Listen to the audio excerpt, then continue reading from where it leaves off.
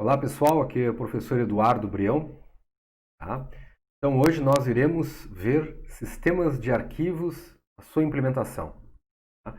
Então, quando o sistema de arquivos, tá? Ele trata são essas duas questões: como o sistema armazena e localiza um arquivo e como o sistema operacional armazena e localiza um diretório, tá? Então, ele trata de como o sistema operacional controla o espaço que o meio de armazenamento oferece. Também trata de como o sistema operacional controla o espaço de forma eficiente e confiável. Tá? Então, a eficiência tem a ver com a velocidade de utilização do armazenamento e confiabilidade tem a ver com a capacidade de recuperação para estados confiáveis. Claro, né? Nós precisamos ter um sistema que nos permita acessar os dados que nós queremos. Então, a estrutura dos sistemas de arquivos. Então, no nível do usuário, nós temos o nível de aplicação e um pouco do nível da representação lógica. E a partir dos níveis de abstração mais baixos, nós temos os níveis que estão adequados ao kernel. Por exemplo, o nível de organização de arquivos e de controle de dispositivos, a gente não consegue ter acesso diretamente. Tá? Só o kernel. Então, nós consideramos o seguinte: nós nós queremos ter o mesmo papel de um sistema de arquivos. Como é que a gente organiza esses dados num hard disk, né, de 100 gigabytes? Como é que a gente vai fazer isso? Bom, nós temos o primeiro passo, a primeira ideia. É praticamente similar ao que a gente pensou lá em gerenciamento de memória, mas aqui é de uma maneira também de como eu acesso em disco. Então, poderia ser a alocação contígua, da mesma forma como na memória. A gente coloca 4 blocos no A, 3 blocos do B, 6 blocos no C e assim por diante. Nós temos esses arquivos aqui. Mas quando eu apago, por exemplo, o arquivo D e F, ficam buracos. Vejam, eu tenho 11 blocos livres. Se eu quiser colocar um arquivo aí que tenha 11 blocos, 11 blocos, eu não vou poder porque é contíguo. Então, aconteceu um problema da mesma forma como foi em gerência de memória, tá bom? Então, temos uma outra tentativa, tá? Escrever arquivo sequencialmente. Procura a partir do byte 0, quando encontrar o próximo espaço vazio, inicia a escrita de um novo arquivo. Ruim, lento, porque você tem que varrer todo o arquivo, então já começa assim, é ruim. Tá? E também tem o problema de deletar arquivos, que nós vimos agora. Tá? Bom, a gente pode manter, para a gente saber quando que um arquivo começa e termina, a gente pode ter uma tabela de endereços e fim, de início e fim de um arquivo, chamado tabela de arquivos do sistema. Então, por exemplo, o arquivo A começa em 0, termina em 3. O arquivo B começa em 4, termina em 6. Os arquivos poderiam ficar aqui, e aí a gente tem um controle. Tá? Isso é interessante porque é possível procurar arquivos de forma mais rápida. Encontre o próximo espaço vazio mais rápido. Né? A gente sabe que, por exemplo, do 30 a 35, do 36 a 38, tem dados ali, tem informação. Mas a partir do 39, não. Então, a partir do 39 existe um espaço livre.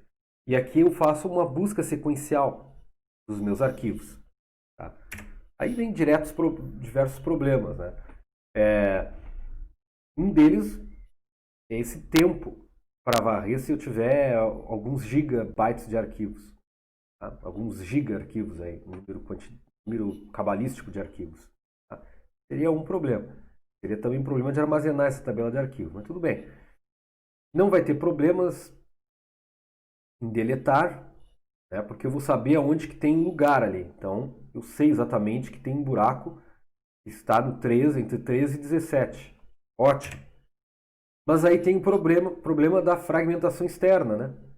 E quando eu vou tentar armazenar um certo dado, eu não vou conseguir. Então eu preciso desfragmentar. Antigamente no DOS nós tínhamos um programa chamado defrag, que a gente desfragmentava sempre o determinado disco, mas isso não pode ser feito aqui. Tá? Então, se eu compactar o espaço vazio, aí tem uma outra forma. A gente tem a tabela do arquivo de sistema deve ser reescrita. Então, isso aí começa a ser caro. É um processo caro e começa a ficar lento. Tá? Bom, mais um problema. Se o arquivo deseja crescer, mas não tem espaço vazio, a solução é novamente cara. Né? Mais dados para o arquivo, mais complicado. Tá? Bom, então a partir desse momento, a implementação, né, de alocação contígua, ela é um problema. Né? A gente não vai utilizar hoje nos sistemas atuais. Tá? Aí nós poderíamos quebrar a alocação contígua em espaços alocados, ou seja, blocos. Então nós usaremos em blocos aqui. Tá? Quebramos em blocos fixos. Esses blocos são interessantes, por quê? Porque aí eu consigo colocar pedaços de arquivos. Eu quebro meu arquivo, minha informação em bloco, e dessa forma eu consigo, por exemplo, nesse momento aqui onde eu tenho dois blocos que não conseguem, não tem como caber dentro desse espaço, eu coloco lá para o final. Tá? Então, dessa forma, a gente começa a trabalhar nesse sentido.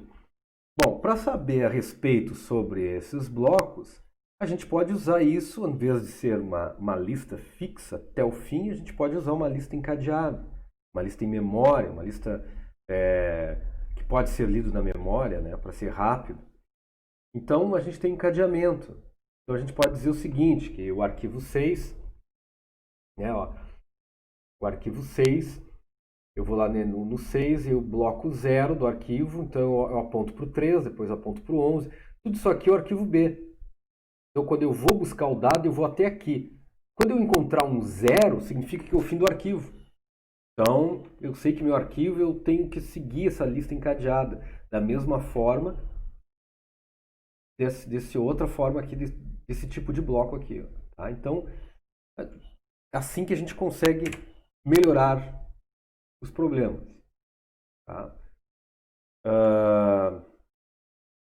O espaço livre também é organizado com uma lista encadeada ou ligada.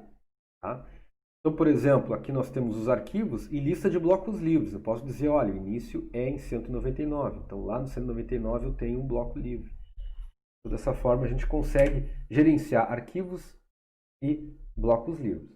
É fácil de implementar, sem fragmentação externa. Arquivos podem crescer ou diminuir, o espaço livre está bem organizado. Ele tem contra, né, que é o acesso randômico. Recuperar um bloco específico é caro. Tem que varrer as listas até chegar.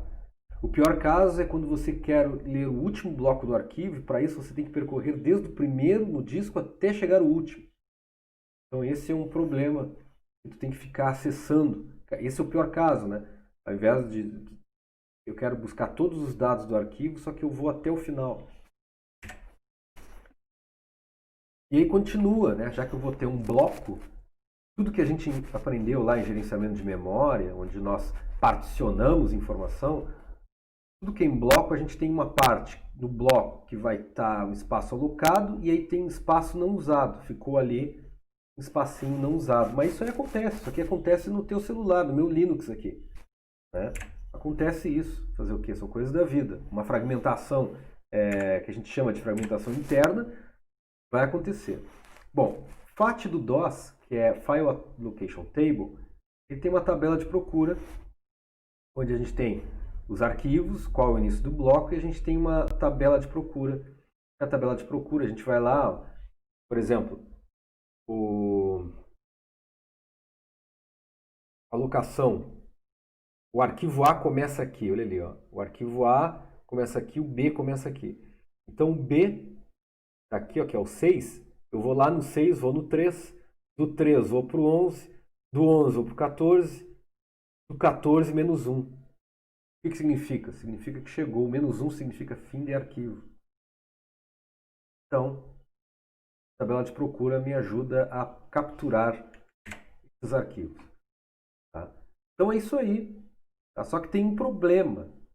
O tamanho da FAT depende da capacidade do dispositivo e do tamanho do bloco.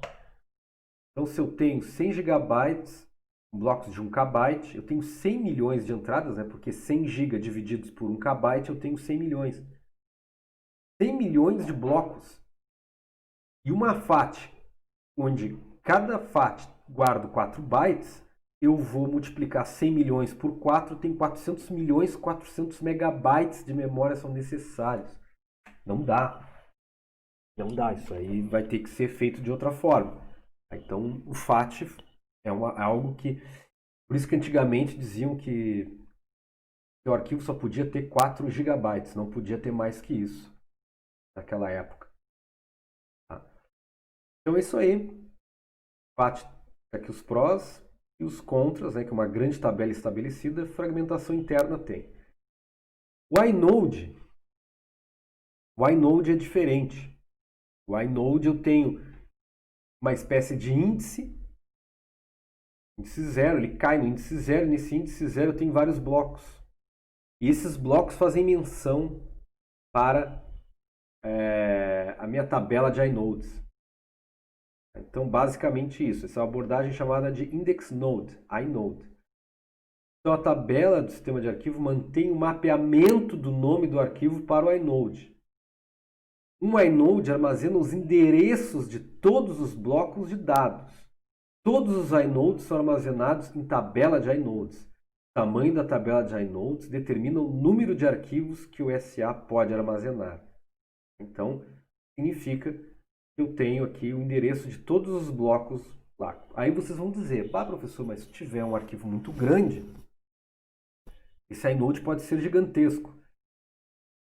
Bem, por isso que existe também, da mesma forma que nós aprendemos o sistema multinível lá de paginação e memória, existe o sistema multinível de inodes, onde nós não vamos apenas ter o endereço do bloco 6 do disco, mas a gente vai ter o endereço de bloco de uma outra estrutura que vai apontar para outras estruturas que vai apontar para os blocos. Vai ser um formato de árvore. Tá? Então, é isso aí. Tá? Necessita de menos memória que a FAT. Enfim, por isso que é um dos melhores sistemas de arquivos que já fizeram. O NTFS também tem algo similar. Ele só tem alguns contras, né? O tamanho do inode tem que ser variável, o tamanho da lista de endereços de blocos é variável, torna difícil para o sistema de arquivos ler a tabela do inode eficientemente. Ele tem que percorrer, mas isso aí fazer o quê? Faz parte da vida, né? Então é esse aqui, ó. É esse multinível que eu tinha mencionado antes. Que aqui cada índice, tá? Cada bloco aqui, ele faz acesso às informações de blocos, mas eu posso ter bloco indiretos que aponta para uma lista, que essa lista aponta para os blocos, ou blocos duplos ou triplos indiretos ainda, que fazem mais níveis de direções. Tá? Então, basicamente, o Linux usa essa alternativa. Tá bom, pessoal? Então, a partir de agora, nós terminamos o assunto de sistema de arquivos. Okay?